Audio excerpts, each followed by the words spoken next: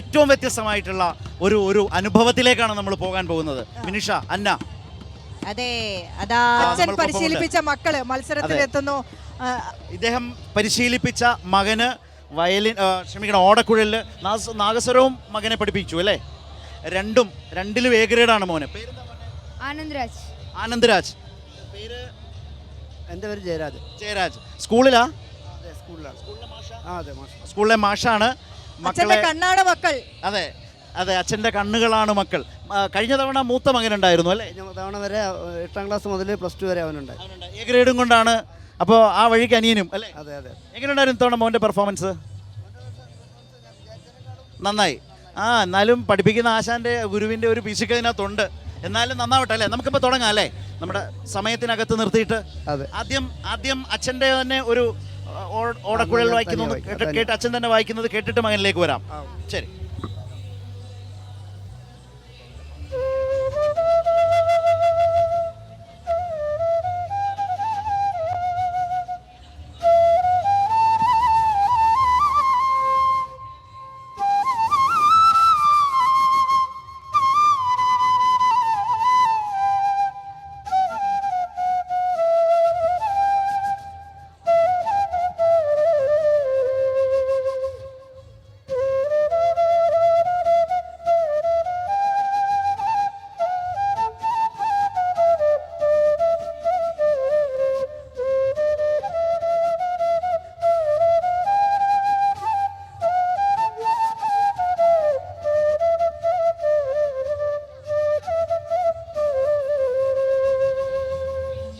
പൊന്നരിവാളമ്പിളിയിൽ അല്ലേ മാഷേ? ഏറ്റവും ഇഷ്ടപ്പെട്ട ഒരു നാടകഗാനത്തിലൂടെ വളരെ വ്യത്യസ്തമായി പ്രേക്ഷകരെ ഇതിലൂടെ കൊണ്ടുപോവുകയായിരുന്നു മാഷേ. ഒട്ടും പ്രതീക്ഷിച്ചില്ല കേട്ടോ. വലിയ സന്തോഷം.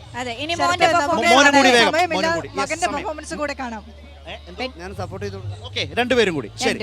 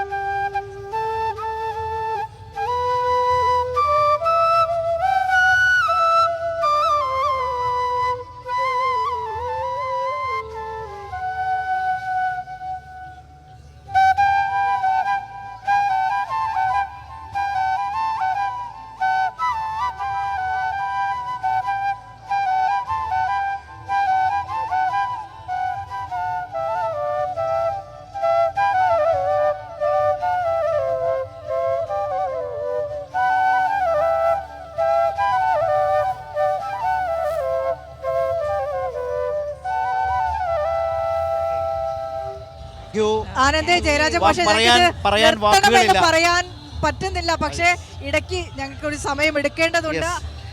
പൊന്നരിവാളമ്പിളിയിൽ നിന്ന് വസീകരയിലേക്കുള്ള ഒരു പോക്കായിരുന്നു. ഒരുപാട് സന്തോഷം.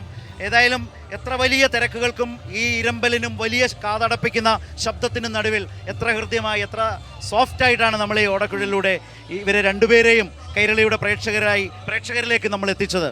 ഈ സായാഹ്നം ഞങ്ങളെ സംബന്ധിച്ച് അത്രമേൽ പ്രിയപ്പെട്ടതായി മാറുകയാണ്.